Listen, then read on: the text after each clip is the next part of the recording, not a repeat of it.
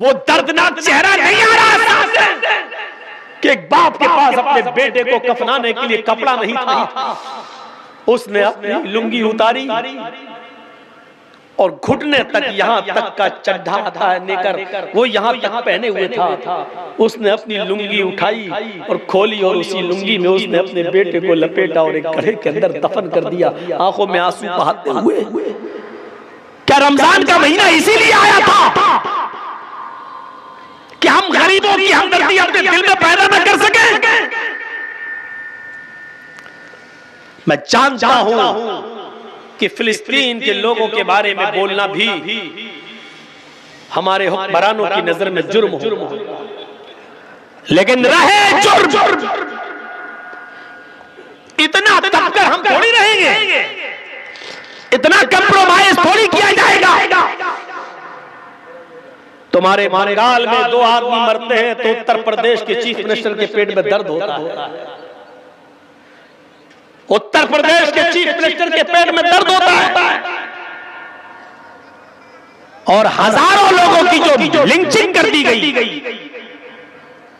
पेड़ पे बांध कर मारा गया, खंजर भोंके गए, डंडे बरसाए गए, हाथ पैर बांध कर उनको लिंच करके मार दिया गया, उसके बारे में एक आवाज नहीं। और ये धर्म का ठेकेदार? मेरे भाइयों, इनको धर्म के ठेकेदार कहोगे? इनको धर्म के पुजारी कहोगे? ये लाशों के सौदागर, इन्होंने धर्म का लिबादा ओढ़ा हुआ है, धर्म का चोला पहना हुआ है। मेरे भाइयों, अंदर से ये गुंडे हैं, गुंडे। वरना धर्म ये कब सिखाता है? धर्म ये कब सिखाता है?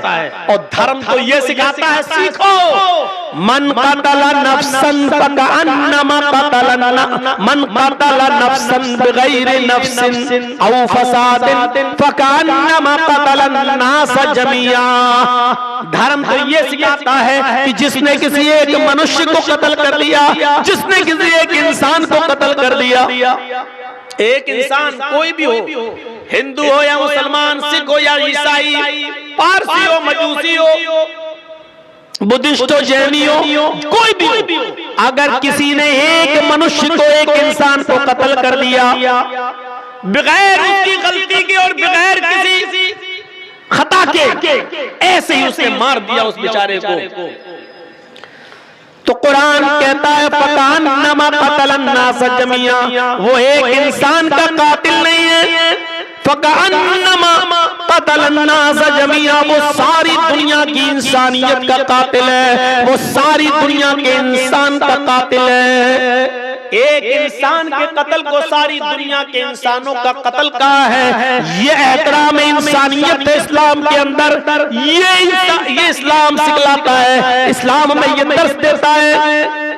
चाहे वो हिंदू हो या मुसलमान, सिख हो या ईसाई, किसी को बगैर गलती के नहीं मार सकते हो।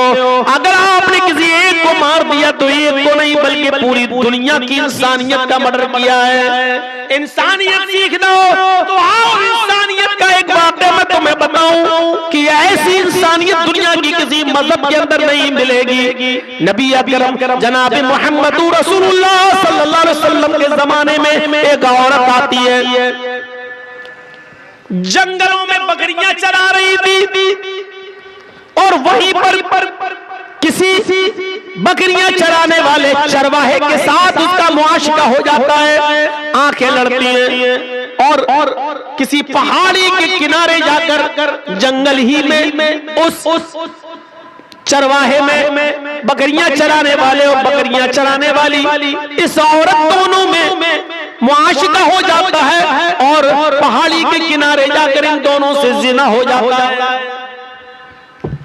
वो औरत उसको अच्छी तरह नहीं जानती थी कौन है, बस जंगल में आंखें लड़ी और दोनों के जज्बात भड़के और दोनों ने पहाड़ी के किनारे वादी में एक खाई के अंदर जिना कर लिया। लेकिन जब वो औरत बकरियां चरा कर घर आई तो रात भर सो न सकी, उसको नींद नहीं आ रही है, उसकी करवटें बदल रही है कि अल्लाह ये मैंने क्या कर डाला, अल्लाह ये मुझसे कौन सा जुर्म हो गया। कुछ दिन तक बोली नहीं, सोचती रही कि मैं क्या करूं, मैं क्या करूं, मैं क्या करूं। लेकिन जब उसका पीरियड बंद हो गया तो वो समझ गई कि मेरे पेट में जिना की पैदावार रह गई। यानी पहाड़ी के किनारे जो मुझसे जिना हुआ था उस चरवाहे का बच्चा मेरे पेट में रह गया। जब 1 महीना 2 महीना उसको पीरियड नहीं हुआ और उसको वॉमिटिंग शुरू हुई उल्टी, तो वो समझ गई कि मैं हामिला हो गई, मेरे पेट में बच्चा है। लेकिन अल्लाह का खौफ उस औरत को खाया जा रहा था, अल्लाह का डर उस औरत को खाया जा रहा था। वो औरत शिकायत लेकर अपनी अल्लाह के नबी सल्लल्लाहु अलैहि वसल्लम के पास आ गई और आकर कहने लगी, या रसूल अल्लाह, मुझसे बहुत बड़ी गलती हो गई है। आपने पूछा क्या हुआ? उसने कही कदा सबतुल हद या रसूल अल्लाह, अल्लाह के रसूल मैं हद को पहुंच चुकी हूँ। आपने कहा ऐसा कौन सा जुर्म किया कि तुम्हारे ऊपर हद नाफिज की जाए? कहने लगी इन्नी हुबला मिन ज़िना, मैं जिना से हामिला हो चुकी हूँ। आपने सहाबा से कहा जरा इसके मुंह को सूंघो तो कहीं शराब के नशे में तो नहीं बोल रही है। सहाबा ने कहा अल्लाह के रसूल शराब के नशे में नहीं बोल रही है। फिर आपने उससे वजाहत पूछी, क्या रियल में जिना हुआ है, हकीकत में जिना हुआ है? तुम जिना जानती हो किसको कहते हैं? उसने इकरार किया हाँ। अल्लाह के नबी ने कहा तुम्हें इसकी सजा मालूम है कि जी क्या? कहा मैं शादीशुदा हूं, मेरा शौहर कई महीने से नहीं था, इसलिए जवानी के जज्बात में बहकर मुझसे ये गलती हो गई। मुझे मालूम है कि शादीशुदा औरत की सजा जिना की उस औरत को पत्थरों से मार मार के हलाक करना है। अच्छा, जब तुम्हें मालूम ही है तो फिर सजा के लिए तैयार हो जाओ। उसने कहा अल्लाह के रसूल मैं तैयार हूं। फरमाया ठीक है, ऐसा हावी हो जाओ, इसको जंगल में ले जाओ, सीने के बराबर जमीन में गाड़ो, औरत है, और पत्थरों से इसको सर पर इतने मारो, पत्थरों को इतना इसके सर पर मारो कि ये औरत की जान चली जाए, निकल जाए, रूह कब से उनसूरी से परवास कर जाए। सहाबा लेके जाने लगे और जब जाने लगे उसका हाथ पकड़ा, खींचा, चल। जैसी वो थोड़ी दूर गई, सहाबा ने कहा जल्दी चल। उसने कहा आए नबी के साथियों मैं जल्दी नहीं चल सकती, मेरे पेट में हमल है, मेरे पेट में बच्चा है। ओ यही जिना की पैदावार है। कहने लगी जी। सहाबा किराम अल्लाह के नबी के पास दोबारा उस औरत को लेकर आए। कहा अल्लाह के नबी इस औरत की दास्तान तो सुनो, इसने पूरी बात नहीं बताई। का क्या? कहा कि जब मैंने इससे कहा जल्दी चलो तो ये कहने लगी कि मैं ज्यादा जल्दी नहीं चल सकती, इसलिए कि मेरे पेट में हमल है, मेरे पेट में बच्चा है। अल्लाह के नबी ने उससे पूछा क्या ये सही बात है? कहने लगी हाँ अल्लाह के रसूल मेरे पेट में बच्चा है, जिना की पैदावार है, उसी आदमी ने जिसने जिना किया है उसी का हमल मेरे पेट में रह गया। आपने कहा तो फिर गलती तेरी है, तुझे सजा मिलनी चाहिए। तेरे पेट में जो बच्चा पल रहा है उसको क्यों मारा जाए? उसकी क्या गलती है बेचारे? इंसानियत देख रहे हैं आप? एक नाजायज बच्चा, लेकिन अल्लाह के रसूल उसको भी मारने की इजाजत नहीं दे रहे। जब तुम मर जाओगी तो बच्चा भी मर जाएगा। नहीं, अभी पेट में तेरे बच्चा है, इस बच्चे को तेरे पेट में नहीं मारा जाएगा। जा, जब बच्चा पैदा हो जाए तब आना। कहने लगी अल्लाह के रसूल अभी तो 7 महीने लग जाएंगे। का 7 महीने के बाद आना। अभी तुझे मारूंगा तो बच्चा भी मर जाएगा। छोड़ दिया। जेल में नहीं रखा कि भाग जाएगी। क्यों? जिसको अल्लाह का डर है वो कहां जाएगी? मेरी अदालत से भाग जाएगी, कल कयामत के दिन अल्लाह की अदालत में तो सजा पाएगी। मेरा क्या बिगाड़ेगा? उसको भी कैसी तरबियत थी अल्लाह के रसूल की, वो औरत भी कहीं नहीं भागी, वही रही, अपने घर में खाती रही, पीती रही, नमाज पढ़ती रही, तौबा करती रही, गिड़गिड़ाती रही। और 7 महीने और रहने के बाद जब 9 महीने पूरे हो गए और जब बच्चा पैदा हुआ, तब वो बच्चे को लेकर जब चलने फिरने लगी तो आई और कहा अल्लाह के रसूल ये बच्चे बच्चे। आपने कहा ओ बच्चा पैदा हो गया। कहा साहबा जाओ अब इसको ले जाओ और इसको संस्कार करो। बच्चा रोने लगा। उसने कहा अल्लाह के रसूल इस बच्चे को आखिरी बार दूध पिला देती है। आपने दे दिया।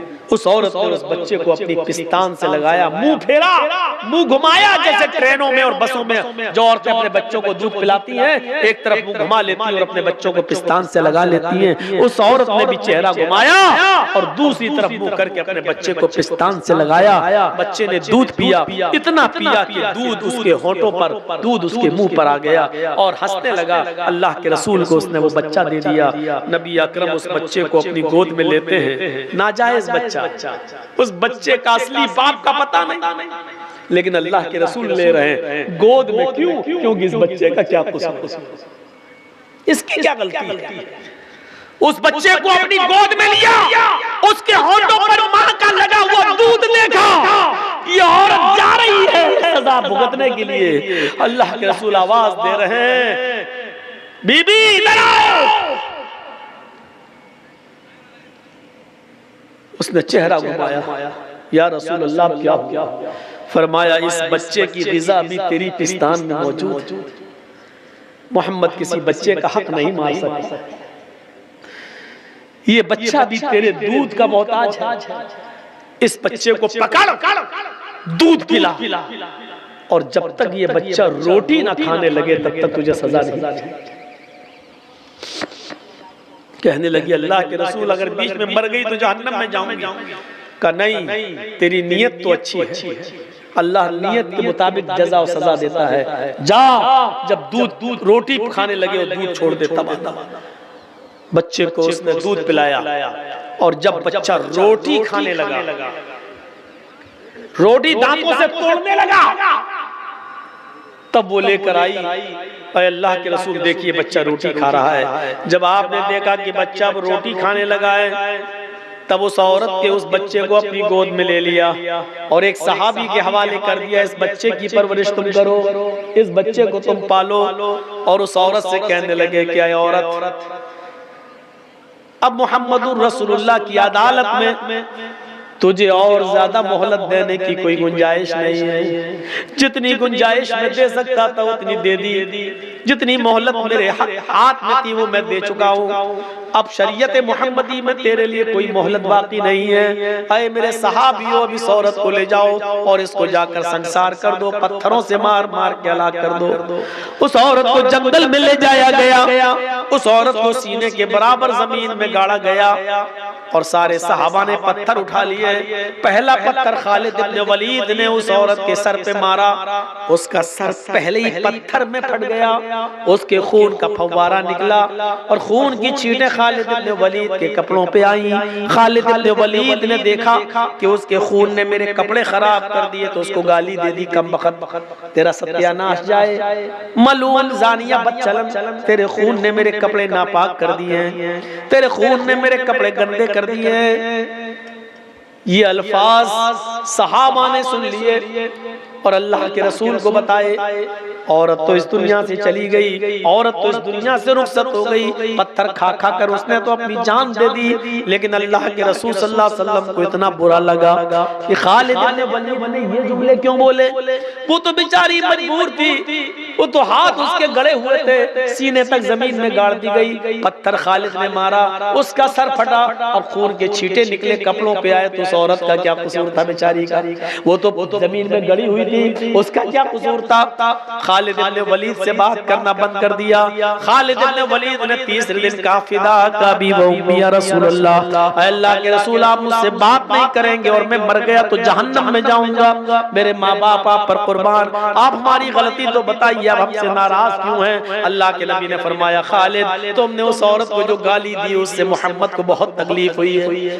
कहा अल्लाह के नबी मैंने जब पत्थर मारा तो उसके खून का छींटा निकला, उसने मेरे कपड़े खराब कर दिए, वो बदचलन औरत थी। आपने कहा खालिद वो बदचलन नहीं थी, आए खालिद वो औरत सानिया नहीं थी, उसका शौहर कई महीनों से नहीं था घर पे, इसलिए जंगल में वो बकरियां चराने गई और जज्बात में आकर उससे एक बार गलती हो गई। एक बार गलती को आदत नहीं कहा जाएगा, एक बार हो जाने वाले जिना को पर बदचलनी का इल्जाम नहीं लगाया जाएगा। वो बदचलन नहीं थी, जज्बात को कंट्रोल नहीं कर सकी और जिना कर बैठी।